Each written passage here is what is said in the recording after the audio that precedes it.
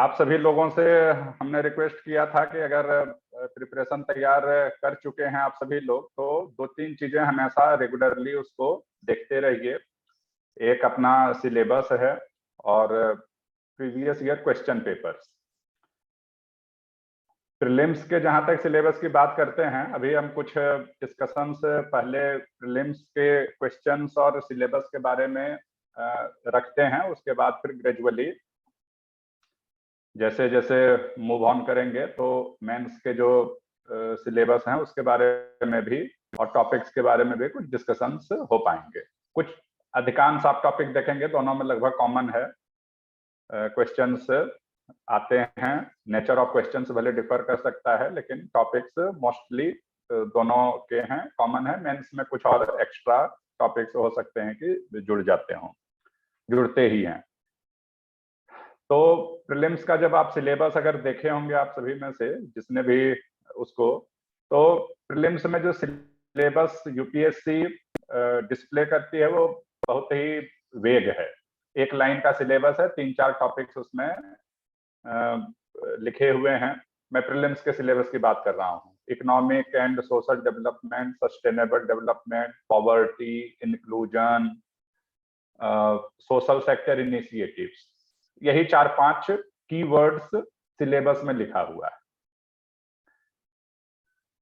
अब केवल इन 4-5 जो टॉपिक्स हैं, जैसे सस्टेनेबल डेवलपमेंट एक टॉपिक है, सोशल सेक्टर इनिशिएटिव्स में जो गवर्नमेंट ऑफ इंडिया के द्वारा जो मेन इनिशिएटिव्स लिए गए हैं करंट फाइनेंशियल ईयर में या प्रीवियसली जो इम्पोर्टेंट इनिशिएटिव्स लिए हैं वो आ सकते हैं हमारे। पॉवर्टी एक बड़ा टॉपिक है जिसके कि बहुत सारे लिंकेजेज हैं, कई अन्य चीजों से ये जुड़ा हुआ रहता है। इटसेल्फ इसके कई सारे एस्पेक्ट्स रहे हैं। इंक्लूजन भी एक बड़ा वेग टॉपिक है कि इसके बारे में भी आप सभी लोग अगर कुछ पढ़े होंगे या भविष्य में कुछ पढ़ेंगे तो आप देखेंगे कि छोटा सा वर्ड है लेकिन इसमें कई सारे सेक्टर्स जो इकोनॉमी के हैं, पॉलिसीज वगैरह इंटरलिंक्ड हैं। इसको इस पे इम्पैक्ट डालते हैं और जुड़े रहते हैं। तो कहने का तात्पर्य ये है कि जो प्रीलिम्स के जो हमारे सिलेबस हैं उसके जो कीवर्ड्स हैं, कुछ कीवर्ड्स तो उसमें दिए हुए हैं, तो डेफिनेटली उन सारे जो कीवर्ड्स हैं उसका जो टॉपिक्स है और उसके से जुड़े हुए जो टॉपिक्स हैं उसको तो हमें क्लियरली तैयार करना ही पड़ेगा, क्योंकि वो एक्सपेक्टेशन है, वो क्लियरली लिखा हुआ भी है। बट दूसरा हमारे पास क्लू है, इससे बहुत ज्यादा अगर क्लू हमें नहीं मिलता है तो हमें फिर प्रीवियस ईयर क्वेश्चन पेपर्स पे जाना पड़ेगा और उससे हम एनालिसिस कर पाएंगे थोड़ा बहुत। ये हमें क्लू मिल पाएगा कि यूपीएससी के जो प्रीलिम्स के क्वेश्चंस हैं वहाँ इकोनॉमिक्स के या इकोनॉमिक जो इंडियन इकोनॉमी है, इकोनॉमिक डेवलपमेंट है जो इंडिया का, और उससे जो रिलेटेड टॉपिक्स हैं, इश्यूज हैं, उस पर किस नेचर के क्वेश्चंस पूछने की जनरली टेंडेंसी है और उससे हमें काफी कुछ मिलता है। मैंने 2 साल का पिछले 2022 और 2021 अभी और मैंने 4-5 साल के क्वेश्चंस का इसी तरह से मैं लिस्ट करूंगा। अभी मैंने 2 साल के क्वेश्चन पेपर का लिस्टिंग किया कि टॉपिक्स क्या क्या हैं। पहले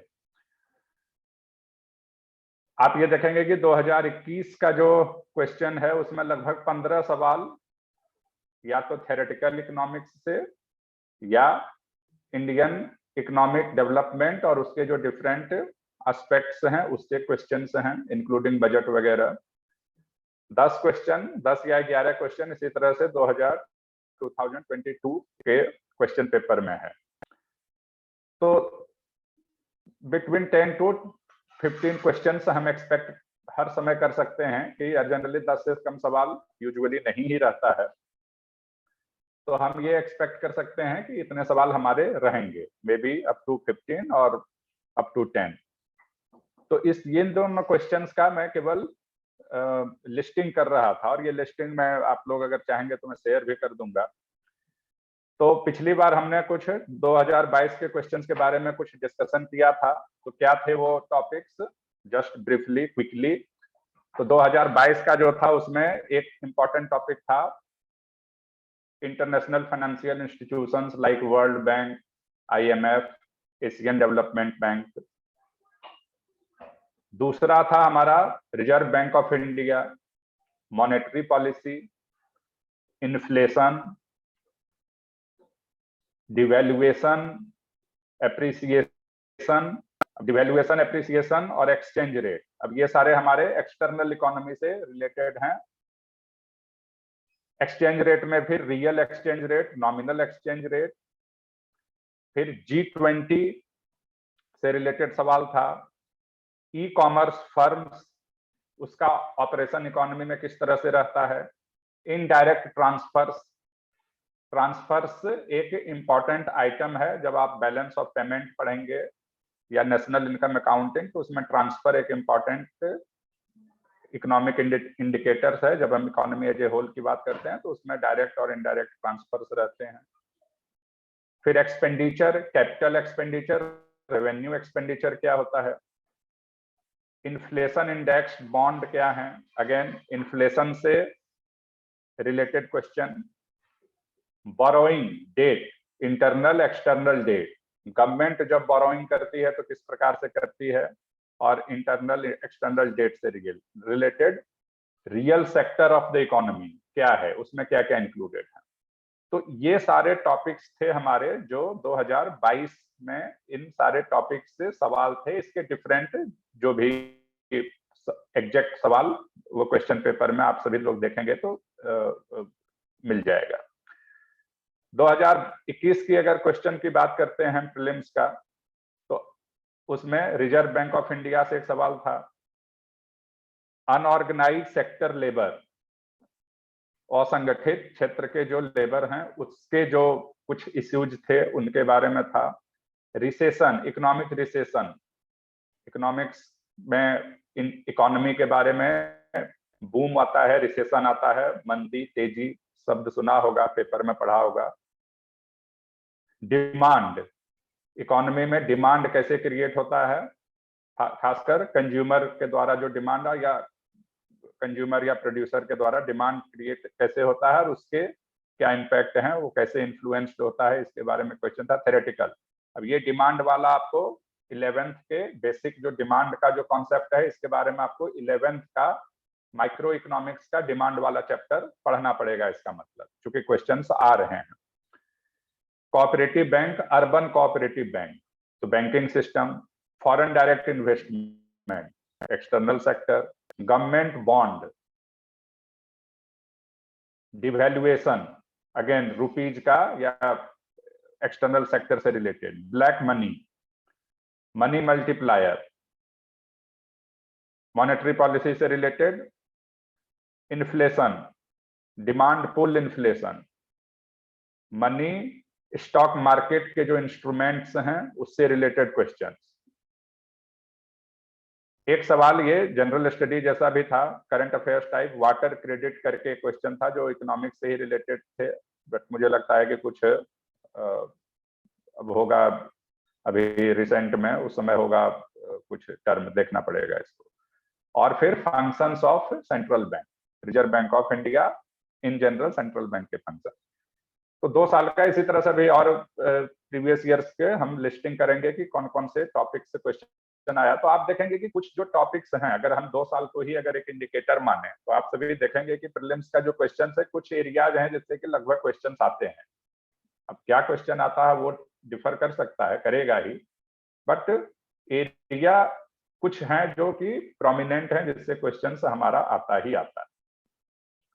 तो जैसे reserve bank of India, central bank जो है इंडिया का, उसी से रिलेटेड फिर अपनी मॉनेटरी पॉलिसी आ जाती है, उसी से रिलेटेड फिर इन्फ्लेशन आ जाता है, तो मतलब मनी आ जाता है, मनी का क्या क्रिएशन कैसे है, इसका क्या। तो reserve bank, RBI, money market, monetary policy, ये सब एक एरिया है जिससे कि हमेशा क्वेश्चंस आने की संभावना रहती ही रहती है, आता ही आता है। सिमिलरली जो एक्सटर्नल सेक्टर है हमारा, exchange rate, devaluation, appreciation, depreciation, foreign direct investment, foreign institutional investment, तो तो इस तरह के जो एक्सटर्नल सेक्टर से रिलेटेड हमारे जो इंडिकेटर्स हैं, जो कॉन्सेप्ट्स हैं, इससे भी हमारे क्वेश्चंस आने की संभावना हमेशा रहती है। और अन्य और प्रीवियस ईयर्स के क्वेश्चन आप 4-5 साल 10 साल का आप एनालिसिस करेंगे तो लगे ये और क्लियर होगा कि लगभग ये सारे चीजें से हमारे क्वेश्चंस आने की संभावना रहती ही रहती है। अन्य जो टॉपिक्स हमने इंपॉर्टेंट देखा कि अब इसी सबसे रिलेटेड है मैक्रो इकोनॉमिक्स, जैसे गवर्नमेंट एक्सपेंडिचर, तो फिर गवर्नमेंट एक्सपेंडिचर करती है तो उसके लिए रेवेन्यू भी चाहिए, रेवेन्यू कहाँ से लाती है, तो उसमें पब्लिक डेट क्रिएट होता है, वो इंटरनल हो सकता है, एक्सटर्नल हो सकता है, like that. International financial institutions important है, ये हमने देखा ही था पिछली बार, खासकर IMF, world bank, Asian development bank और हैं कई सारे। इसी तरह से हमारे बहुत सारे रीजनल और ग्लोबल ट्रेड ब्लॉक्स बने हुए हैं। WTO उसमें सबसे प्रमुख है, बट और भी छोटे छोटे हैं, ब्रिक्स है अपना, सार्क है, आसियान है, संघाई कोऑपरेशन ऑर्गेनाइजेशन है, लाइक दैट। तो दीज आर ट्रेड ब्लॉक्स, तो ये भी इंपॉर्टेंट है। तो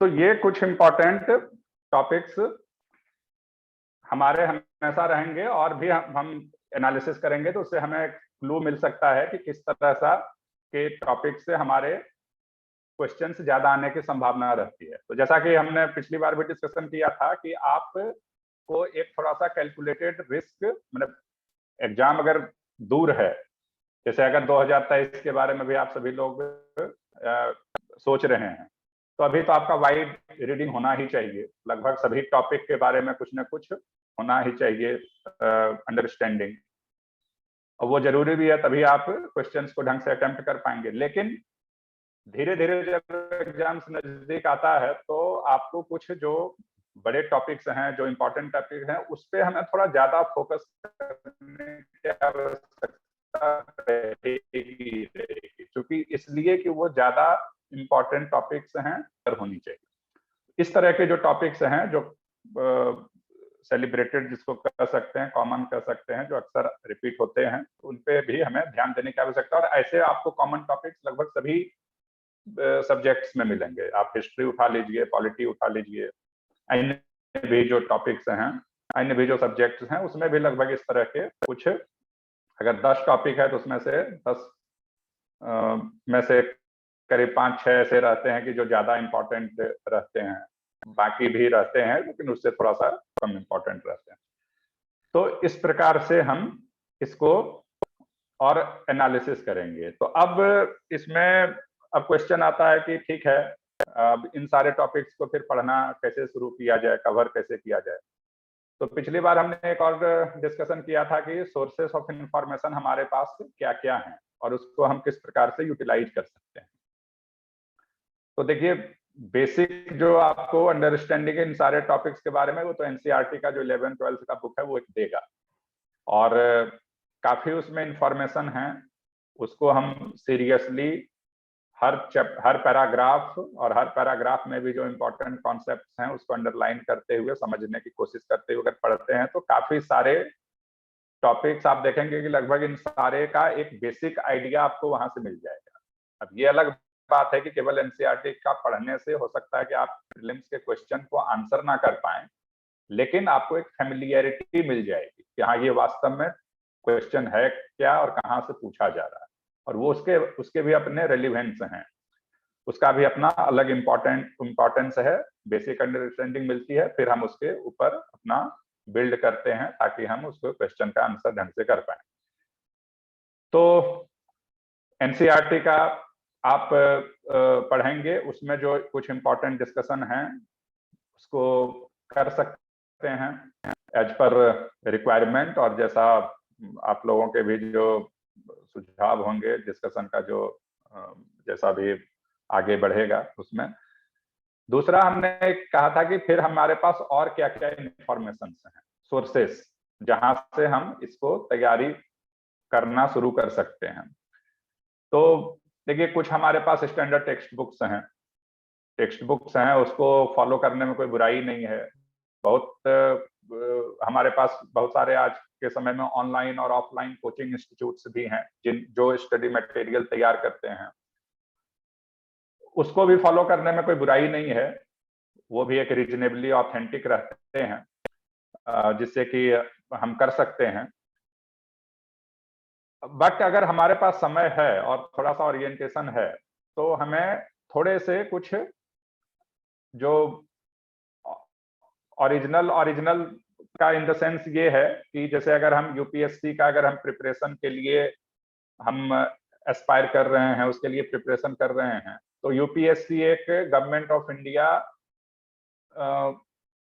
का ही एक समझ सकते हैं कि एक ऑर्गेनाइजेशन है जो गवर्नमेंट ऑफ इंडिया के लिए ऑफिसर्स को रिक्रूट करती है, वो एग्जाम कंडक्ट करती है। तो वो अगर कोई क्वेश्चन पूछती है या अगर कुछ ये पूछती है, तो ये हमारे भी दिमाग में क्लियर होना चाहिए कि क्योंकि उसका मैंडेट ही है। यूपीएससी एक इंस्टीट्यूशन ऑर्गेनाइजेशन है जिसको कि कॉन्स्टिट्यूशन ऑफ इंडिया के द्वारा स्टेब्लिश किया गया है, जिसका मैंडेट है कि गवर्नमेंट ऑफ इंडिया भारत सरकार के डिफरेंट विभाग को, डिफरेंट एरियाज को, ऑपरेशंस को कंडक्ट करने के लिए ऑफिसर्स पर्सनल चाहिए। तो वो जो एग्जाम कंडक्ट करेगी उसमें वो क्वेश्चन पूछ रही है, वो इस बात को ध्यान में, इसका मतलब वो रख रही है कि गवर्नमेंट ऑफ इंडिया के जो डिफरेंट डिपार्टमेंट्स हैं, डिफरेंट जो फंक्शंस हैं, और गवर्नमेंट ऑफ इंडिया भारत सरकार एक बड़ी संस्था है, बड़ी ऑर्गेनाइजेशन है, बहुत उसके जवाब कार्य हैं। आप डिफेंस ले लीजिए, एनवायरनमेंट लीजिए, क्लाइमेट लीजिए, ट्रेड लीजिए, इंटरनल सिक्योरिटी लीजिए, ये सारे जो कार्य हैं वो सारे हमारे गवर्नमेंट ऑफ भारत सरकार के कार्य हैं। लगभग हमारे पास भारत सरकार का अगर आप देखेंगे वेबसाइट पे जाके, तो 55 से 60 हमारे डिपार्टमेंट्स हैं जिसके माध्यम से भारत सरकार काम करती है। तो इन सारे कार्यों को करने के लिए लोग चाहिए, वही अधिकारी हैं, उसी के लिए एग्जाम कंडक्ट कर रही है यूनियन यूपीएससी। तो वो जब क्वेश्चन पूछती है तो उसके माध्यम से ये भी बताने का प्रयास करती है कि ये सारे जो इश्यूज हैं वो गवर्नमेंट ऑफ इंडिया के लेवल के इश्यूज हैं, भारत सरकार के लेवल के इश्यूज हैं। और एक जो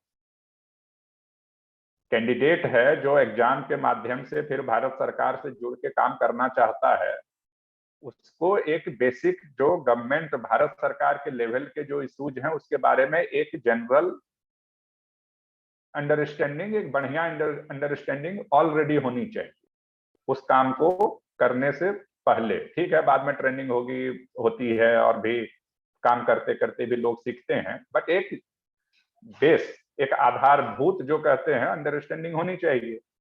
और इसीलिए वो क्वेश्चंस भी जनरली उस तरह के ही सेलेक्ट करते हैं या करेंगे, जिससे कि भारत सरकार के लेवल के जो इश्यूज हैं उसके बारे में लोगों को की जानकारी का टेस्ट हो सके कि उनको कितनी जानकारी है। और इसीलिए आप देखेंगे कि जब यूपीएससी का जो क्वेश्चन होता है, चाहे किसी भी एग्जाम का, सिविल सर्विस का तो रहता ही है, बाकी एग्जाम भी उठा लीजिए, तो उसमें गवर्नमेंट ऑफ इंडिया लेवल के, और चूंकि अन्य देशों के साथ जो हमारा इंटरेक्शन है, हमारे देश का इंटरेक्शन है, उसको गवर्नमेंट ऑफ इंडिया ही करती है, कोई स्टेट गवर्नमेंट या कोई लोकल गवर्नमेंट नहीं करती है। तो एक्सटर्नल सेक्टर भी हमारा उसमें इंपॉर्टेंट है, और एक्सटर्नल सेक्टर का मतलब चाहे वो ट्रेड के माध्यम से हो, चाहे निगोशिएशन के माध्यम से हो, फॉरेन पॉलिसी के माध्यम से हो, चाहे वार के माध्यम से हो, कैसे भी हो, तो इन सारे, या डिस्प्यूट के माध्यम से हो, जो भी हो, तो इन सारे जो एक्सटर्नल सेक्टर के साथ जो हमारा एंगेजमेंट है हमारे देश का, वो भी गवर्नमेंट ऑफ इंडिया का ही फंक्शन है, उनकी रिस्पॉन्सिबिलिटी है। तो वो भी हमारा एक इम्पॉर्टेंट इसमें एस्पेक्ट बनता है। तो कहने का मतलब ये है कि भारत सरकार के लिए ऑफिसर्स का सिलेक्शन करती है यूपीएससी, तो वो उस तरह के सवाल और उस तरह के टॉपिक्स को ही क्वेश्चंस में जनरली रखेगी ही रखेगी जो भारत सरकार के लेवल के इश्यूज हैं, और इसीलिए उसके जो आंसर्स हैं वो भी हम अगर वहां से लें जो भारत सरकार के द्वारा तैयार किए गए डॉक्यूमेंट्स हैं, तो हमें लगता है कि उसमें ज्यादा हमारे कंफ्यूजन की गुंजाइश कम रहती है। As far as practicable and possible, हम ये नहीं कर रहे हैं कि हम किताब पढ़ना छोड़ दें या कोचिंग का मटेरियल लेना छोड़ दें, बट जहां पे हमें लगता है कि हम वहां से कुछ डॉक्यूमेंट्स ले सकते हैं डायरेक्टली जो गवर्नमेंट ऑफ इंडिया के डिपार्टमेंट के द्वारा ही तैयार किया गया है या उनके संस्थाओं के द्वारा तैयार किया गया है, लाइक आरबीआई, तो कंफ्यूजन के गुंजाइश कम रहते हैं और हम उसको भी एक अपना वो बना सकते हैं, बेस मटेरियल बना सकते हैं। तो फॉर एग्जांपल जस्ट अब इसको देखना कैसे है, तो सस्टेनेबल डेवलपमेंट गोल एक इंपॉर्टेंट टॉपिक है। तो सस्टेनेबल डेवलपमेंट गोल ये प्रीलिम्स के सिलेबस में भी लिखा हुआ है। तो सस्टेनेबल डेवलपमेंट गोल के बारे में आप बहुत सारे ये पढ़ सकते हैं, किताब में भी मिल जाएगा आपको, कोचिंग के मटेरियल में भी मिल जाएगा, आप कोई स्टैंडर्ड इंडियन इकोनॉमिक्स का टेक्स्ट बुक उठाएं वहां भी मिल जाएगा, मैगजीन में भी मिल सकता है, हर जगह मिल जाएगा sustainable development goal. But government of India का जो थिंकिंग है अबाउट सस्टेनेबल डेवलपमेंट गोल और उसका जो कंपाइलेशन है, वो अगर हम डायरेक्टली अगर वहां से कर लेते हैं तो हमें लगता है कि बहुत सारे कंफ्यूजन उसके रिलेटेड जो हैं वो दूर हो जाएगा और हमारा एक बेसिक उसमें अंडरस्टैंडिंग डेवलप हो जाएगा। ठीक है, कुछ और एडिशनल इंफॉर्मेशन कहीं से मिल जाता है तो हमें उसको ऐड करने में या उसको पढ़ने में कोई परहेज नहीं होना चाहिए। तो अब ये कहाँ से प्राप्त करेंगे? तो उसके पहले अगर एनसीईआरटी का आपने शुरू किया होगा पढ़ना, आप सभी लोगों ने, मुझे लगता है कि एक आध रीडिंग तो कर ही लिए होंगे। तो जैसे ही आप 11th का और 12th का एनसीईआरटी का बुक लेंगे तो उसमें क्लियरली चार किताबें हैं, और ये चार किताबें प्राइमरीली इकोनॉमिक्स का जो समरी है उसको डिस्प्ले करती है। एक किताब है आपका माइक्रो इकोनॉमिक्स के बारे में, दूसरा किताब है आपका मैक्रो इकोनॉमिक्स के बारे में, तीसरा है आपका इंडियन इकोनॉमिक्स के बारे में, और चौथा है statistics and mathematics as used in economics, इसके बारे में।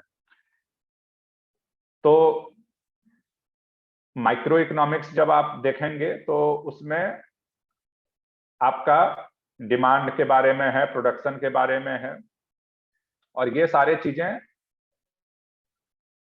इंडिविजुअल लेवल पे है कि अगर एक कंज्यूमर है, एक व्यक्ति है, अगर वो कोई चीज की डिमांड करता है तो वो कैसे डिसाइड होता है इकोनॉमी में। इसी तरह से अब कोई चीज हम डिमांड करते हैं तो इसका मतलब है कि उसका कहीं प्रोडक्शन होता है। हम कोई चीज बाजार में खरीदने जाते हैं, हमें कोई पेन खरीदते हैं, कागज खरीदते हैं, बहुत सारी चीजें खरीदते हैं, तो इसका मतलब हम खरीद रहे हैं, जैसे कल आज आपको 1 पेज कागज की जरूरत है या 10 पेज कागज की जरूरत है, तो इसका मतलब कि आपने डिमांड क्रिएट किया है। हम डिमांड कब करते हैं और कैसे हमारा डिमांड इन्फ्लुएंस होता है। इसी तरह से अभी दीपावली है, बहुत सारी चीजों की डिमांड होती है, कोई दीपक खरीदेगा, कोई कंज्यूमर ड्यूरेबल्स खरीद सकता है, कोई बाइक खरीद लेता है, कोई कुछ खरीदता है, बहुत सारे पूरे मार्केट में भीड़ लगी रहती है। तो जो पहला इकोनॉमिक्स का जो बुक है आपका 11th का, वो एक इंडिविजुअल के लेवल पे एनालिसिस करता है कि कोई अगर एक इंडिविजुअल है इकोनॉमी में, वो डिमांड क्रिएट करता है तो क्या क्या चीजें हैं, which are the factors which influence and determines the demand as created by one individual. एक आदमी जो डिमांड क्रिएट करता है, और अगर कोई एक आदमी डिमांड क्रिएट कर रहा है इकोनॉमी में, तो इसका मतलब जरूर है कोई एक जो उसको प्रोड्यूस भी करता है, क्योंकि हर चीजें आज के मॉडर्न इकोनॉमी में बिना प्रोडक्शन के हर चीजें मिल नहीं सकती हैं जो जो हम डिमांड करते हैं। तो फिर प्रोड्यूस कौन करता है, प्रोड्यूसर कौन है, वो प्रोड्यूस करता क्यों है, उसको कौन कौन सी चीजें इन्फ्लुएंस करती है, तो ये भी हमें फिर पढ़ना पड़ता है। तो माइक्रो इकोनॉमिक्स प्राइमरीली डील करती है इंडिविजुअल लेवल पे जो हमारा डिमांड क्रिएशन होता है या प्रोडक्शन डिसीजंस जो होते हैं फर्म के द्वारा या इंडिविजुअल पर्सन के द्वारा, जो डिमांड डिसीजंस होते हैं वो कैसे डिटरमिन होते हैं, इसके बारे में पूरा है। अब इसमें बहुत सारे कॉन्सेप्ट हैं, डिमांड क्या है, इलास्टिसिटी ऑफ डिमांड क्या है, प्रोडक्शन कैसे होता है, प्रोडक्शन के फैक्टर्स क्या हैं, दुनियादारी बहुत सारे। और ये समरी के रूप में 4-5 चैप्टर्स में हमारे दिए हुए हैं 11th का जो या 12th का जो भी है माइक्रो इकोनॉमिक्स का जो बुक है। ऑन द कॉन्ट्रेरी जब हम मैक्रो इकोनॉमिक्स में आते हैं, जिसके कि अभी हम लोग डिस्कशन कर रहे थे, monetary policy, reserve bank, appreciation, depreciation, exchange rate etcetera, एक जो इंपॉर्टेंट है जिसमें से पिछले 2 साल में समहाउ कोई क्वेश्चंस दिखा नहीं मुझे, बट प्रीवियस और क्वेश्चंस में आप जाएंगे तो डेफिनेटली दिखेगा, जो नेशनल इनकम रहता है, counting, GDP, GNP and related concepts. तो मैक्रो इकोनॉमिक्स में जैसे आते हैं तो वो एक इंडिविजुअल की बात नहीं करके कंट्री एज ए होल की बात करता है कि पूरे कंट्री में कितने हमारे प्रोडक्शन हुआ, कितना कंजम्पशन हुआ, कितना सेविंग हुआ, कितना एक्सपेंडिचर हुआ, कितना इन्वेस्टमेंट हुआ। तो हम जब एक इंडिविजुअल की बात न करके हम एग्रीगेट की बात करते हैं, और एग्रीगेट करते हैं कंट्री का, क्योंकि आज के दौर में जो हम रह रहे हैं, द यूनिट फॉर ये सारे बड़े जो हमारे पिक्चर हैं उसके लिए country is the unit, national income accounting कहते भी हैं। तो मैक्रो इकोनॉमिक्स में हम पूरे economy is the national economy, country का जो इकोनॉमी है या नेशन का जो इकोनॉमी है, दैट इज द इकोनॉमी। उसमें जो टोटल कंजम्पशन होता है, टोटल उसमें जो प्रोडक्शन होता है, टोटल उसमें इन्वेस्टमेंट होता है, टोटल एक्सपेंडिचर होता है, इधर बाय द गवर्नमेंट और by the citizens of the country. तो ये सारे जो एग्रीगेट चीजें हैं, इसका जहां पे हम एनालिसिस एंड स्टडी करते हैं, that is the macro economics, जो आपके मैक्रो इकोनॉमिक्स चैप्टर में है।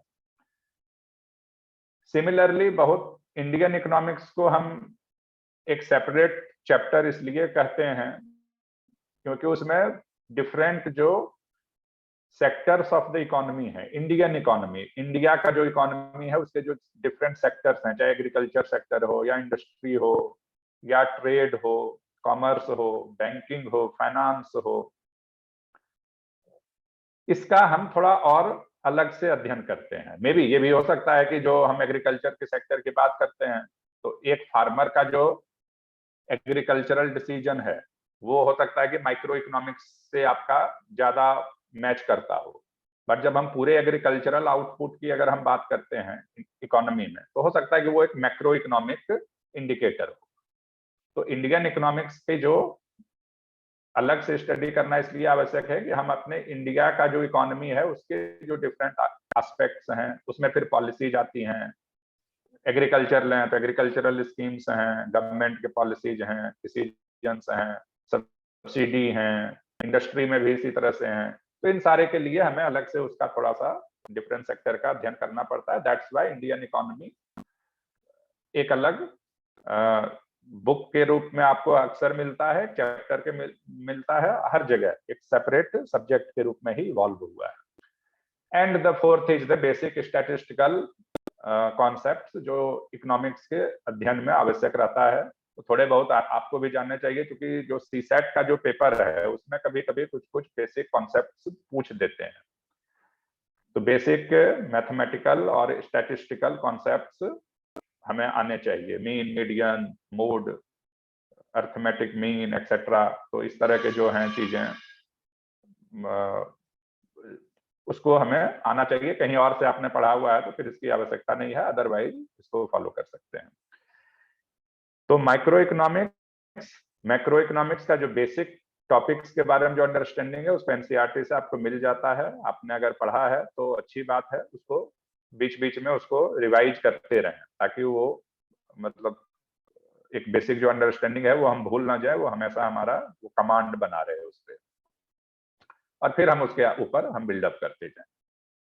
तो मैक्रो इकोनॉमिक्स का जो पहला चैप्टर है उसमें अगर 12th का आप पढ़ना शुरू करेंगे इकोनॉमिक्स का बुक, तो पहला चैप्टर तो बेसिक अंडरस्टैंडिंग है कि मैक्रो इकोनॉमिक्स है क्या, कहां से इवॉल्व हुआ इसका, what are the sectors which constitute the macro economy of any country, any nation, and related concepts.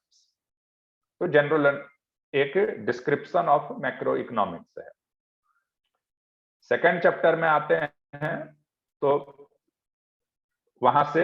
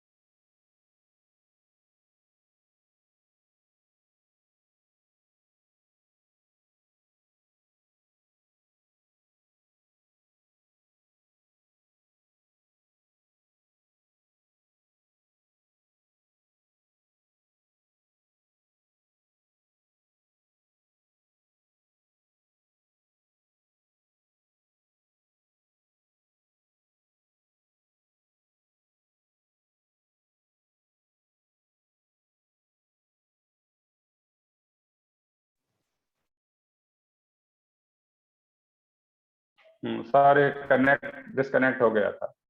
तो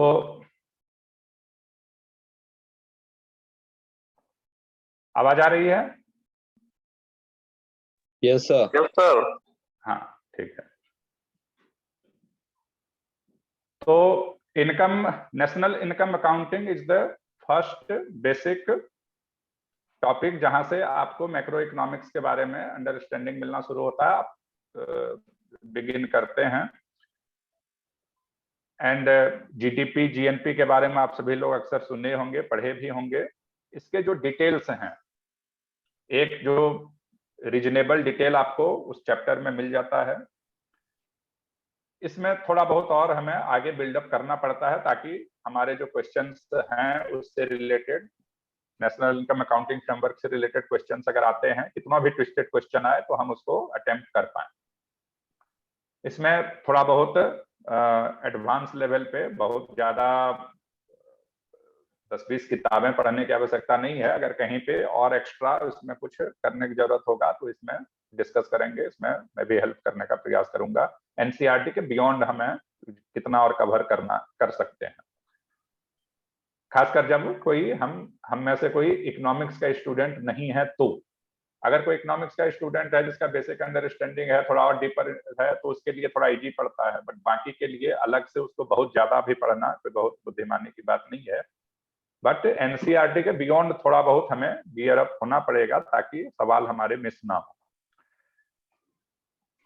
तो नेशनल इनकम अकाउंटिंग फ्रेमवर्क आपको एक बेसिक वहां से पता चलेगा, जो हमारे 8-10 इंडिकेटर हैं, खासकर GDP at market price, GDP at factor cost, NDP, GDP is the gross domestic product at market price, GDP, gross domestic product at factor cost.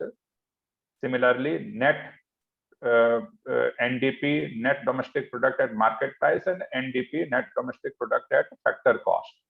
इसी तरह gross national product, GNP at market price and factor cost, and NNP, net national product at market price and factor cost.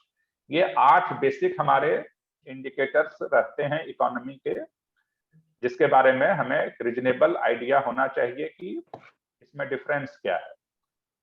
और this is the crux of this chapter, और पूरा national income accounting framework का ये main है कि अगर ये 8 concept में डिफरेंस आप समझते हैं और इससे क्वेश्चंस आते हैं अक्सर, तो हम उसको रीजनेबली, इसका मतलब है कि हम उसको नेशनल इनकम अकाउंटिंग फ्रेमवर्क के बारे में हमारा अंडरस्टैंडिंग एक रीजनेबल लेवल पे है। दूसरा इसमें सवाल आता है हमारा फिर कि नेशनल इनकम अकाउंटिंग तैयार कौन करता है इंडिया में। We are all citizen of India, तो हमें इंडियन इकोनॉमी के बारे में ये हमें पता करना पड़ेगा कि इसको तैयार कौन करता है। कि हमें एग्रीगेट इनकम की बात करें, एग्रीगेट प्रोडक्शन की बात करें, कौन इसका डेटा कौन तैयार करता है। तो अगेन आप देखेंगे कि जितने भी आप फंक्शंस हैं, कोई भी उठा लें, जैसे आप कहेंगे कि एक्सचेंज रेट कौन डिसाइड करता है, तो there is some department government of India level पे, कोई न कोई एक डिपार्टमेंट है, कोई एक मिनिस्ट्री है जो उसको डायरेक्टली या इनडायरेक्टली टेक केयर करती है, हैंडल करती है, उससे जुड़ी हुई है, एसोसिएटेड है। तो अगर आप नेशनल इनकम की बात करते हैं कि इसका डेटा कौन तैयार करता है, तो कोई न कोई एक मिनिस्ट्री या डिपार्टमेंट होगा या एक इंस्टीट्यूशन होगा जो इसको तैयार करता है, करेगा। इंडिया में भी है। तो ministry of statistics and programme implementation एक मिनिस्ट्री है जिसके अंदर कुछ डिपार्टमेंट्स हैं और कुछ इंस्टीट्यूशंस हैं जो इस डेटा को तैयार करता है। आप ये भी अक्सर सवाल पूछता है और इसके बारे में भी हमें जानना चाहिए। सेंट्रल स्टैटिस्टिकल ऑर्गेनाइजेशन नाम सुना होगा कुछ लोगों ने, नहीं सुना होगा तो कोई बात नहीं है, आप वेबसाइट पे जाएंगे तो आपको मिल जाएगा। फर्स्ट पेज केवल पढ़ना है, बहुत ज्यादा उसमें नहीं पढ़ना है, तो आपको उसका पूरा डिटेल पता चल जाएगा कि क्या क्या वो करती है। सीएसओ एक ऑर्गेनाइजेशन है जो ये पूरा नेशनल इनकम अकाउंटिंग फ्रेमवर्क तैयार करता है। और उसके क्या फंक्शंस हैं ब्रीफली हमें जानना चाहिए, क्योंकि हमारे मैक्रो इकोनॉमिक्स के जो इंडिकेटर्स हैं उसको तैयार करने वाला ऑर्गेनाइजेशन यही है। तो ये हमारे लिए एक इम्पॉर्टेंट टॉपिक है जिसके बारे में हमें बेसिक जानकारी होनी चाहिए, क्योंकि इससे सवाल आ भी सकते हैं, किसी साल में आए भी होंगे। अब उसी में अगर आप वेबसाइट जाएंगे तो आप देखेंगे कि सस्टेनेबल डेवलपमेंट गोल के बारे में बड़ा अच्छे से उसमें डिस्क्राइब किया हुआ है, और वहां पे एक FAQ सेक्शन भी है जिसमें कि सस्टेनेबल डेवलपमेंट गोल के बारे में, उसके ओरिजिन से लेके अभी तक के बारे में एक अच्छा डिस्क्रिप्शन है, जो कि गवर्नमेंट ऑफ इंडिया के द्वारा खुद तैयार किया गया है। तो हम एक बार उसको पढ़ के देखने में कोई बुराई नहीं। यूजुअली हिंदी अंग्रेजी दोनों में वो तैयार किया रहता है। उसके बाद जो आपके पास जो भी अनदर जो मटेरियल है, जो भी आप फॉलो कर रहे हैं या जिस किसने भी सजेस्ट किया हो, पहली बात तो ये है कि मेरा जो सुझाव है, जरूरी नहीं है कि मेरा सुझाव परफेक्ट ही हो, बट मेरा जो सुझाव है, जो मानना है कि आप एक इंफॉर्मेशन को आप एक दो दो जगह से ही पढ़ने का कोशिश करिए, मैक्सिमम 3 जगह से पढ़ लें, उससे ज्यादा उस पर पढ़ने की आवश्यकता नहीं, क्योंकि फिर बहुत ज्यादा चेंजेज उसमें नहीं आता है, और उसी को हम बार बार रिवाइज करने का कोशिश करें।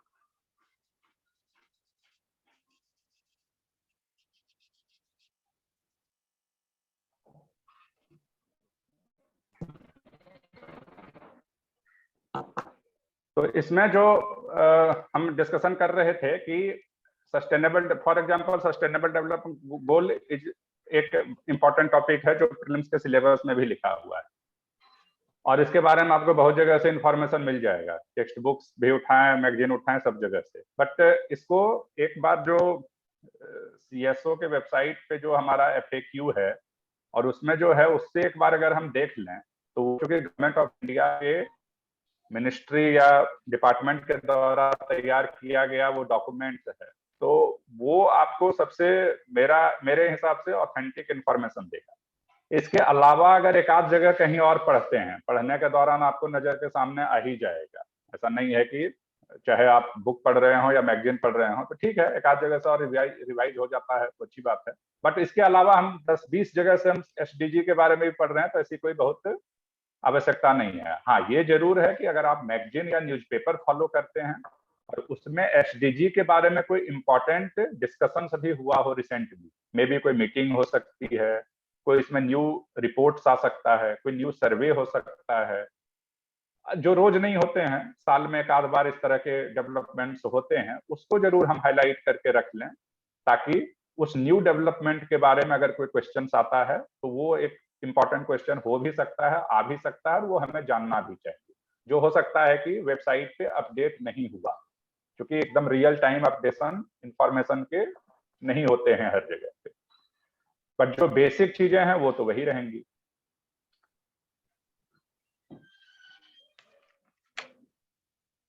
तो इस प्रकार से हम अपने जो इंफॉर्मेशन है, तो इससे हमारा क्या होगा कि अगर हम एक इंफॉर्मेशन को बहुत जगह से नहीं पढ़ेंगे तो हमारा थोड़ा सा एनर्जी बचेगा, हम उस टाइम को दूसरे टॉपिक्स के तैयार करने में लगा पाएंगे, और दूसरा आपका रिवीजन बढ़िया होगा, क्योंकि एक इंफॉर्मेशन को 10 जगह से पढ़ने से वो दिमाग भी थोड़ा सा कंफ्यूज होता है, एक जगह से आप 2-3 बार पढ़ते हैं तो फिर उसका रिवीजन भी अच्छे से होता है, आपका कमांड भी ज्यादा डेवलप होता है। तो आइडिया कहने का मेरा तात्पर्य ये था कि इस तरह के जो हमारे टॉपिक्स हैं, चाहे वो प्रीलिम्स के हों या मेंस के हों, और this is true for other also, but others में चूंकि हमारे पास कुछ स्टैंडर्ड टेक्स्ट बुक्स हैं तो पहले हमें उसका अच्छे से अध्ययन करना ही चाहिए, क्योंकि वो थोड़े स्टेबल काइंड ऑफ सब्जेक्ट्स हैं। बट इस तरह के जहाँ पे हमारे पास कोई स्टैंडर्ड टेक्स्ट बुक वैसा नहीं है, और जो है भी तो वो इकोनॉमिक्स के स्टूडेंट के लिए ज्यादा यूजफुल है, थोड़े एडवांस लेवल के हैं, जिसको कि एक सामान्य स्टूडेंट जिसका ऑप्शनल भी इकोनॉमिक्स नहीं है, उसमें उतना समय और एनर्जी लगाने की कोई बहुत आवश्यकता दिखती नहीं है। तो उनके लिए फिर हम इस प्रकार से अपने जो इकोनॉमिक्स से रिलेटेड इश्यूज हैं, जो इम्पोर्टेंट हैं, जो अक्सर आते भी हैं, उसको हम इस तरह से हम अपना तैयारी को आगे बढ़ा सकते हैं। तो इसी तरह से आरबीआई के वेबसाइट्स में भी बहुत सारी चीजें हैं जो हम शेयर करेंगे धीरे धीरे कि कहाँ से हमारा ये मिलेगा। तो इसमें जो अभी हम कर रहे थे, अगर किसी के पास इंटरनेट का एक्सेस हो तो अच्छी बात है, नहीं हो तो बाद में भी देख सकते हैं जाके। इसमें जब आप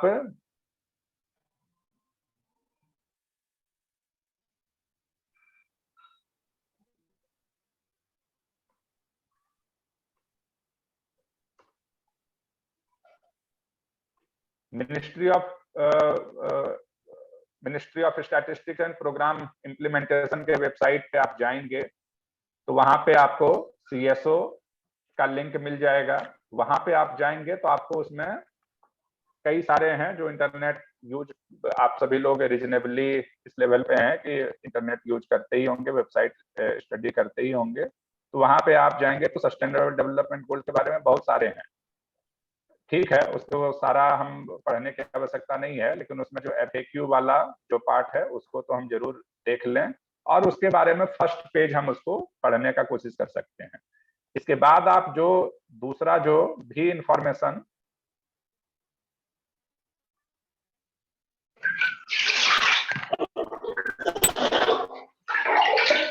आवाज आ रही है मेरी?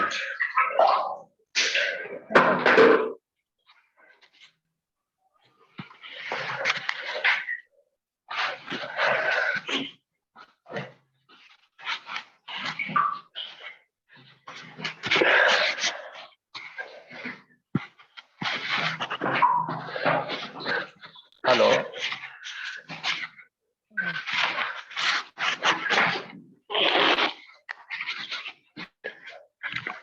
बताइए सर।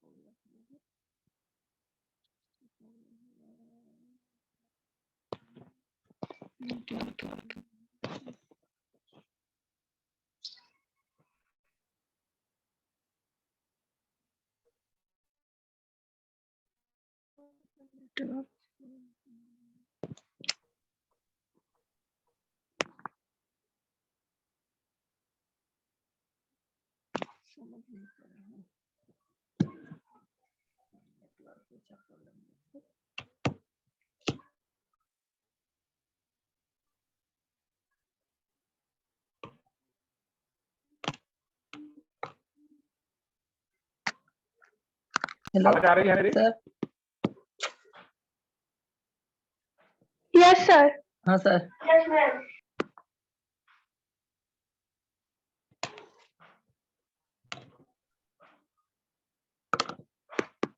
हेलो।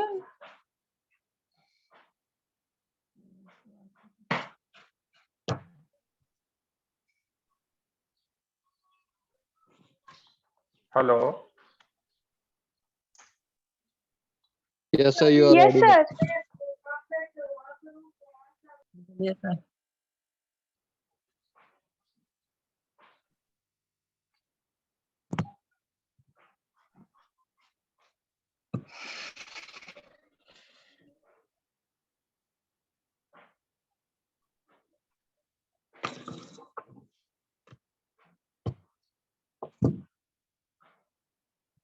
हेलो,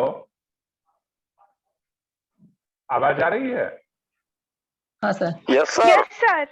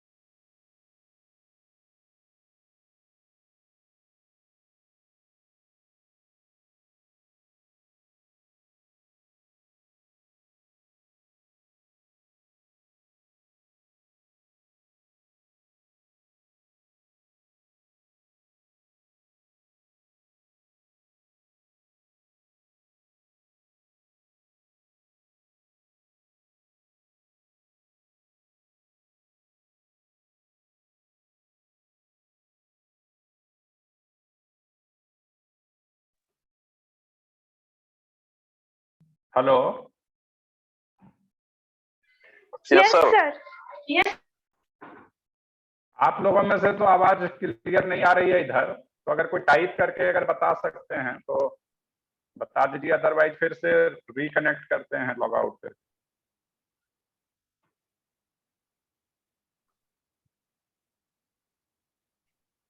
ओके, ठीक है, आ रही है।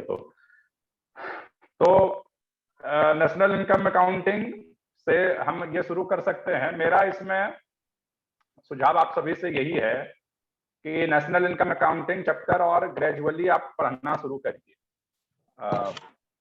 अगर इसमें से हमारे पास कुछ आपके अंडरस्टैंडिंग में कोई दिक्कत आती है तो हम उसको डिस्कस कर सकते हैं।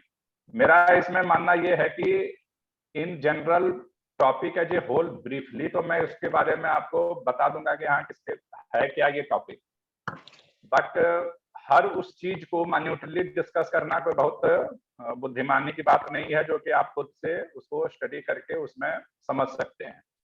कुछ जो ट्रिकी एस्पेक्ट हैं उसके बारे में जरूर डिस्कशन किया जा सकता है और उसके बारे में एक जनरल डिस्कशन किया जा सकता है। फॉर एग्जांपल, जैसे कि अगर आप, मैं नेशनल इनकम अकाउंटिंग पढ़ रहा था तो उसमें था कि जीडीपी और जीएनपी।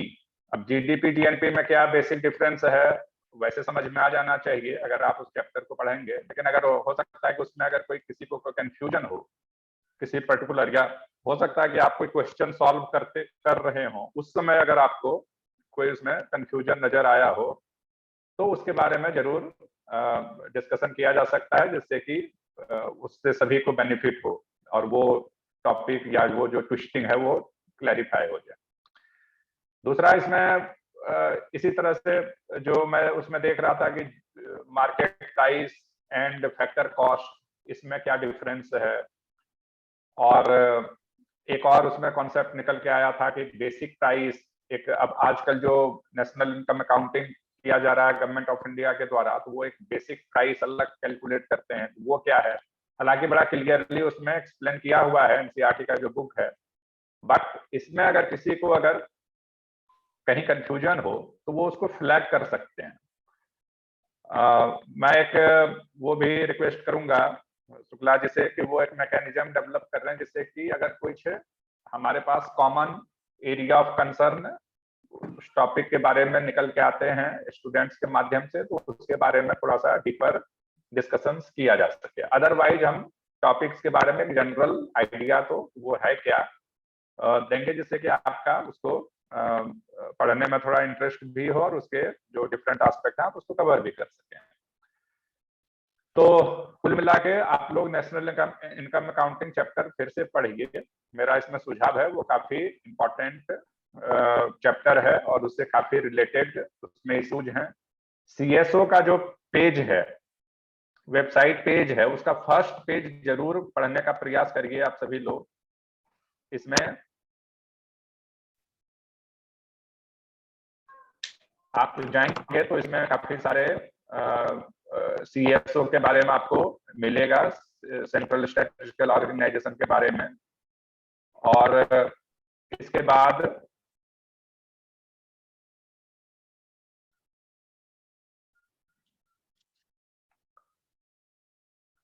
जो नेशनल जो सस्टेनेबल डेवलपमेंट है उसका जो एक मैं भी भेज दूंगा जिससे कि आप लोग डाउनलोड कर सकते हैं।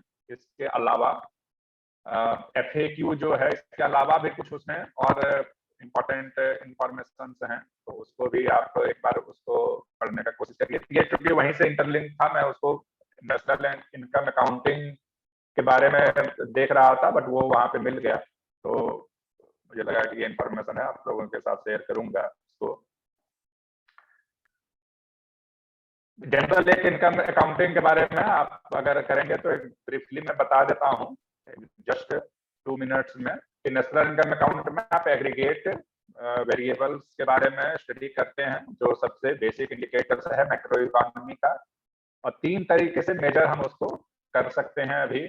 अभी का जो prevalent system of measuring national aggregates हैं, एक आपका प्रोडक्शन मेथड है।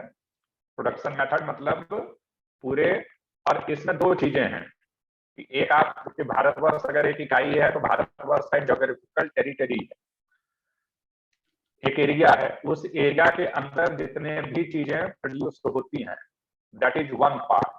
लेकिन ये भी सही बात है कि आपके भारतवर्ष अगर एक इकाई है तो भारतवर्ष में केवल भारत के लोग ही प्रोडक्शन नहीं करते हैं गुड्स एंड सर्विसेज का।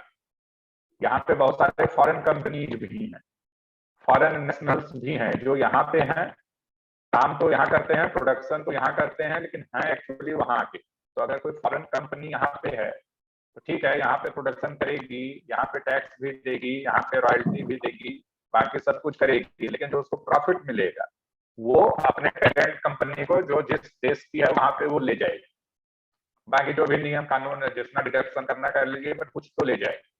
तो आपके यहाँ का जितना प्रोडक्शन है वो सारे आपके द्वारा, आपके सिटीजन के द्वारा प्रोडक्शन किया हुआ नहीं है। This is the basic difference between GDP and GNP. तो इसको हमें हमेशा ध्यान में रखने की आवश्यकता है जब आप नेशनल अकाउंटिंग पढ़ते हैं। तो हम अपने एरिया के अंदर जो प्रोडक्शन हो रहा है उसकी बात कर रहे हैं या अपने लोगों के द्वारा जो प्रोडक्शन हो रहा है उसकी बात करते हैं। ज्यादा रिलेवेंट हमारा होता है अपने एरिया में जो प्रोडक्शन हो रहा है उसके बारे में, इसलिए जीडीपी की अक्सर चर्चा होती है। क्योंकि ठीक है बाहर के लोग ही हमारे यहाँ आके प्रोडक्शन कर रहे हैं, लेकिन काम तो यहाँ कर रहे हैं, लोगों को एम्प्लॉयमेंट यहाँ मिल रहा है, बाकी सब कुछ चीजें यहाँ हो रही हैं। तो इसीलिए हमेशा जीडीपी ज्यादा इंपॉर्टेंट माना जाता है जीएनपी की तुलना में। तो एक हमारा प्रोडक्शन मेथड है, तो आप पूरा प्रोडक्शन करते हैं, सारे जो भी गुड्स एंड सर्विसेज का जो प्रोडक्शन होता है इकोनॉमी में उसको हम एग्रीगेट करते हैं, दैट इज वन मेथड। दूसरा मेथड होता है हमारा कि खर्चे कहां कहां होते हैं। तो खर्चे जहां जहां होते हैं वो हमारा क्या है कि सभी जो यहाँ के सिटीजन हैं वो कुछ कंज्यूम करते हैं, खाते हैं, पीते हैं, सामान खरीदते हैं, लाइक दैट। तो that is the expenditure bye house hold, जिसको हम कंजम्पशन करते हैं। इसी तरह प्रोडक्शन भी हमारा होता है बहुत सारी चीजें का, बाइक है, स्कूटर है, फ्रिज है, दुनियादारी, इस तरह के बहुत सारे आइटम्स हैं जिसको कि हम तुरंत नहीं कंज्यूम करते हैं, 4 साल 5 साल 10 साल तक हम उसको कंज्यूम करते हैं। इस तरह के चीजों को प्रोड्यूस करने के लिए जो एक्सपेंडिचर होता है उसको हम इन्वेस्टमेंट एक्सपेंडिचर कहते हैं। तो पूरे इकोनॉमी में जो इन्वेस्टमेंट हुआ है वो भी एक प्रकार का एक्सपेंडिचर है। इसी तरह से गवर्नमेंट को एक अलग ऑर्गेनाइजेशन माना गया है इकोनॉमी में। तो गवर्नमेंट जो एक्सपेंडिचर करती है वो एक होता है। और फिर हम जो चीजें हम घर में प्रोड्यूस नहीं कर पाते हैं डोमेस्टिक मार्केट में, उसको हम आयात निर्यात भी करते हैं। कुछ चीजें हम बाहर से मंगाते हैं, कुछ चीजें यहाँ से बाहर जाती हैं, जिसको हम नेट एक्सपोर्ट करते हैं। तो ये चारों जो हमारे हैं एक्सपेंडिचर के हिस्से हैं। इन चारों को भी अगर हम जोड़ते हैं और टोटल जो हमारा गुड्स एंड सर्विसेज का प्रोडक्शन होता है उसको भी जोड़ते हैं, ये दोनों बराबर होना चाहिए। एक तीसरा तरीका भी है कि प्रोडक्शन तो हम करते हैं, बट प्रोडक्शन से होता क्या है। प्रोडक्शन लोग करेंगे तो उसके लिए लोगों को इनकम होना चाहिए। इनकम किसको किसको मिलता है? तो अगर कोई भी एक कारखाना बना है तो उसमें प्रोडक्शन एक्टिविटी हो रही है इकोनॉमी में, तो उससे कुछ वहां पे लोग मजदूरी करेंगे उसको। और मजदूरी का मतलब केवल फिजिकल श्रम नहीं है। अगर कोई ऑफिस में भी बैठ के काम कर रहा है तो वो भी एक प्रकार का मजदूर ही है इकोनॉमिक्स के सेंस में। तो कुछ लोग मजदूरी करते हैं, श्रम अपना लेबर बेचते हैं, भले वो लेबर स्किल्ड हो अनस्किल्ड हो, जो भी हो, पढ़ा लिखा हो नहीं पढ़ा लिखा हो, अलग मैटर है। ठीक है। तो इसी तरह से जो मजदूर देते हैं उसको मजदूरी मिलती है। कुछ लोग उसमें पैसे लगाते हैं, पूंजी लगाते हैं, तो उसको उसमें इंटरेस्ट मिलता है। इसी तरह से जो उस पूरे एक्टिविटी को जो मालिक होता है, जो उसको या जो जिसको आज के इकोनॉमिक सेंस में जिसको एंटरप्रेन्योर कहते हैं, वो उस चीज को पूरा करता है तो उसको प्रॉफिट मिलता है। तो इस तरह से हम जो फैक्टर्स ऑफ प्रोडक्शन है, ये अगेन जब आप माइक्रो इकोनॉमिक्स पढ़ेंगे 11th का, जिसमें कि प्रोडक्शन के बारे में दिया हुआ है, तो उसमें आपको ये पता चलेगा कि फैक्टर्स ऑफ प्रोडक्शन क्या क्या है। तो फैक्टर ऑफ प्रोडक्शन को जो इकोनॉमिक एक्टिविटी से मिलता है, रिटर्न मिलता है, जो इनकम मिलता है, उन सारे को जब हम जोड़ते हैं तो वो भी हमारा बराबर होना चाहिए। तो कहने का मतलब है पूरा जो नेशनल इनकम एग्रीगेट है, इसको हम 3 तरीके से ये कर सकते हैं। प्रोडक्शन, सारे गुड्स एंड सर्विसेज जो प्रोड्यूस हुआ उसको हम जोड़ दें, या जितने भी तरह के एक्सपेंडिचर हैं इकोनॉमी में उसको जोड़ दें, या जितने तरह के इनकम है। और इनकम किसको किसको मिलता है? इनकम इकोनॉमिक एजेंट को मिलता है। इकोनॉमिक एजेंट कौन कौन है? लेबर है, कैपिटल है, एंटरप्रेन्योर है। इस तरह के जो इकोनॉमिक एजेंट है उसको जो इनकम मिलता है उसको भी जोड़ें, तो हमारे पास ये तीनों चीजें बराबर होनी चाहिए इकोनॉमी में। इसीलिए इंडस्ट्रियल इनकम अकाउंटिंग के 3 तरीके दिए गए हैं: production method, income method and expenditure method. तो आप ये तीनों मेथड को आप एक लोग पढ़िएगा। इसमें अगर कहीं कंफ्यूजन हो तो फिर हम उसमें डिस्कस करेंगे। और इससे रिलेटेड फिर आता है आपका जो आज हमने वो बात किया था कॉन्सेप्ट का, जीडीपी। पूरे अपने एरिया में, डोमेस्टिक एरिया में जितने भी गुड्स एंड सर्विसेज हुआ है प्रोडक्शन, उसका जो एग्रीगेट है उसको हम जीडीपी कहते हैं। उसको हम कैलकुलेट कैसे करते हैं, उसका मॉनेटरी वैल्यू कैसे निकालते हैं, तो उसमें फिर मार्केट प्राइस पे निकालते हैं और एक फैक्टर कॉस्ट पे निकालते हैं। दोनों में क्या डिफरेंस है, आप लोग एक बार उस चैप्टर को पढ़िएगा, नहीं समझ में आएगा तो फिर हम इसमें डिस्कस करेंगे। बट ये चारों 8 कॉन्सेप्ट के बारे में जानना बहुत आवश्यक है: GDP, GNP, NDP, NNP eight market prices and eight factor cost. और एक बीच में जो बेसिक प्राइस है उसका जो कॉन्सेप्ट है उसमें भी हम इसको ध्यान में रखते हैं। इससे रिलेटेड अगर क्वेश्चन होता है तो उसको हम कर सकते हैं। CSO is the organization which prepares the national income account for India. India के लिए CSO उसको तैयार करता है। तो CSO का क्या मेन फंक्शंस है, रोल है, इसको हमें जानना चाहिए। और फिर इससे रिलेटेड कुछ और एडिशनल कॉन्सेप्ट्स अगर हमें जानने की आवश्यकता होगी तो उसके बारे में भी हम इसमें डिस्कस करेंगे। सिमिलरली जो सेकेंड चैप्टर आपका मैक्रो इकोनॉमिक्स का है वो एनसीईआरटी का, वो मनी एंड बैंकिंग से रिलेटेड है। तो मनी और बैंकिंग आता कहां से है, हमें इसको ध्यान में रखना चाहिए। मनी क्यों जरूरी है? तो आप इसमें देखिए कि इकोनॉमिक्स का जब शुरुआत हुआ था, जब किसी जमाने में जब मनी नहीं होगा सोसाइटी में, तो उस समय लोग एक दूसरे से वस्तु विनिमय करते थे, जिसको बार्टर एक्सचेंज कहते थे। तो जैसे धीरे धीरे इकोनॉमी बड़ी होती गई, सोसाइटी सोफिस्टिकेटेड हो गया, बड़ा होता गया, तो उसमें बार्टर एक्सचेंज करना संभव नहीं रहा, और इसीलिए फिर मनी का उसमें ओरिजिनेट हुआ, जब कभी भी हुआ होगा। इसके अलावा और भी बहुत सारे फंक्शंस हैं मनी के, केवल ये नहीं है कि बार्टर एक्सचेंज को खत्म करना है, ये एकमात्र फंक्शन है, उसका और भी फंक्शंस हैं। जैसे कि आपके पास अगर आज कोई किसान है, उसके पास गेहूं का प्रोडक्शन हुआ, तो गेहूं को स्टोर करने का एक लिमिट है। दूसरा, वो खराब भी हो सकता है, लेकिन अगर उसको वो सेल कर देता है और पैसे मिलता है, तो उस पैसे को वो अपने पास या बैंक में रख सकता है। तो मनी के रूप में केवल आप एक्सचेंज ही नहीं करते हैं, बल्कि उसमें आप जो अपना वस्तु है उसको एसेट के रूप में, एसेट तो नहीं लेकिन हाँ वैल्यू के रूप में आप स्टोर करके अपने पास रख सकते हैं, जिससे वो लंबे समय तक चले। तो इस तरह से मनी के बहुत सारे फंक्शंस हैं। और मनी अगर हमारे पास आया है, तो फिर बैंकिंग उसे इंटरलिंक्ड कॉन्सेप्ट है, इंस्टीट्यूशनल फ्रेमवर्क है, जो मनी मार्केट को पूरा वो रेगुलेट करता है। तो सेकंड चैप्टर आपका जो है एनसीईआरटी का, वो मनी एंड बैंकिंग के रिलेटेड में है, तो आप मनी एंड बैंकिंग का वो चैप्टर पढ़िए। मनी और बैंकिंग के बारे में हम थोड़ा सा और इकोनॉमिक जो डिस्कशन है उसको थोड़ा सा और आगे बढ़ाएंगे, जिससे कि इसके बारे में अंडरस्टैंडिंग हो पाए। इससे जो मनी बैंकिंग वाला चैप्टर आप पढ़ेंगे, तो उसी में सेंट्रल बैंक आएगा।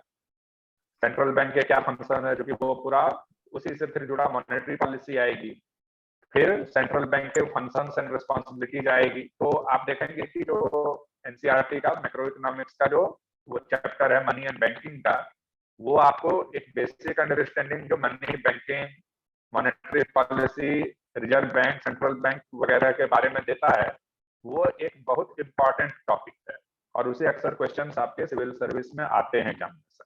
तो इन सारे टॉपिक्स को हमें थोड़ा बेहतर तरीके से जानने की आवश्यकता होगी। आरबीआई का वेबसाइट इसमें एक इंपॉर्टेंट ऑथेंटिक डॉक्यूमेंट रहेगा, जिसके माध्यम से हम अपना प्रिपरेशन कर पाएंगे। आप सभी लोग उसको फॉलो करना चाहेंगे तो। दूसरा, जो ministry of finance, government of India की वेबसाइट है, उसमें बजट एक इसमें इंपॉर्टेंट सेक्शन रहता है। लेकिन बजट का फिर हम जो एनसीईआरटी का तीसरा चैप्टर है, तो गवर्नमेंट एक्सपेंडिचर के बारे में बात करता है, उसके बारे में फिर हम जाकर डिस्कशन करेंगे कि बजट कहाँ आता है इकोनॉमी में, उसका कहाँ रोल है। जैसे मनी बैंकिंग का एक इंपॉर्टेंट रोल है, उसी तरह बजट का भी एक इंपॉर्टेंट रोल है, गवर्नमेंट के एक्शंस का इंपॉर्टेंट रोल है, तो उसको हम उसको देखने का प्रयास करेंगे। तो इसमें मेरा आग्रह है कि आप सभी लोग इसको पढ़िए।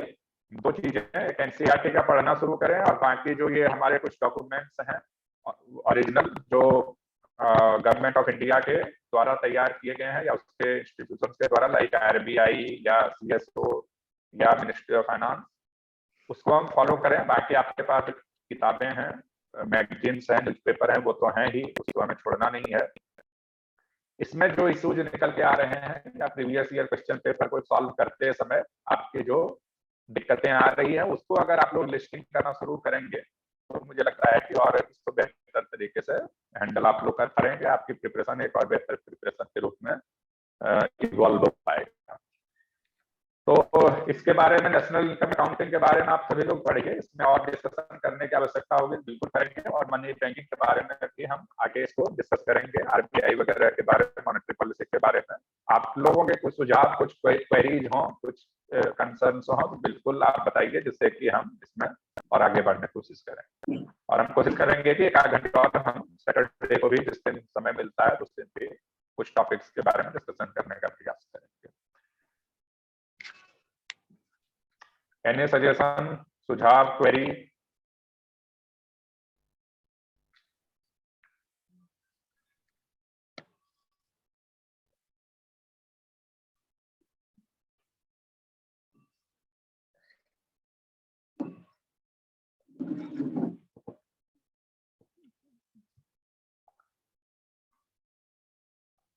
आवाज नहीं आ रही, थोड़ा सा कनेक्शन में प्रॉब्लम है। तो अगर कोई क्विकली अगर कोई क्वेरी हो अगर टाइप कर सकते हैं तो मैं नोट करके रख लूंगा ताकि इसको हम नेक्स्ट लेक्चर में डिस्कस करें, और अदरवाइज नहीं तो फिर हम इसको नेक्स्ट 2 टॉपिक के बारे में हम डिस्कशन करना चाहेंगे। हमारी तरफ से, आपके तरफ से अगर कोई सुझाव हो तो डेफिनेटली आप बताएं तो हम उस टॉपिक को थोड़ा और डिटेल करेंगे। बट इसमें मनी बैंकिंग के बारे में basic description, monetary policy, RBI और नेशनल इनकम अकाउंटिंग के बारे में थोड़ा बहुत हो।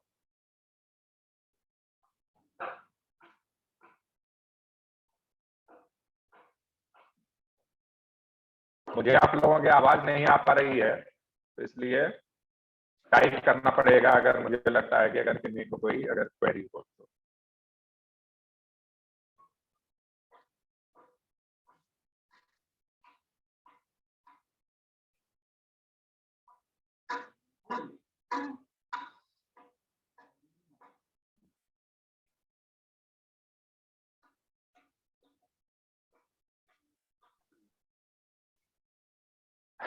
ठीक है, तो आज का फिर हम ये सेशन यहाँ पे क्लोज करते हैं। आप सभी लोग इन 4 टॉपिक को नोट कर लीजिएगा। इसके बारे में कोई इशू जो आए तो आप लोग लिस्ट कर लीजिएगा, इसको हम फिर इसको डिस्कस करने का प्रयास करेंगे। Monetary policy, money banking, RBI and national income account. इसके बाद फिर हम लोग बजट की तरफ जाएंगे, government budget, government expenditure. Thank you.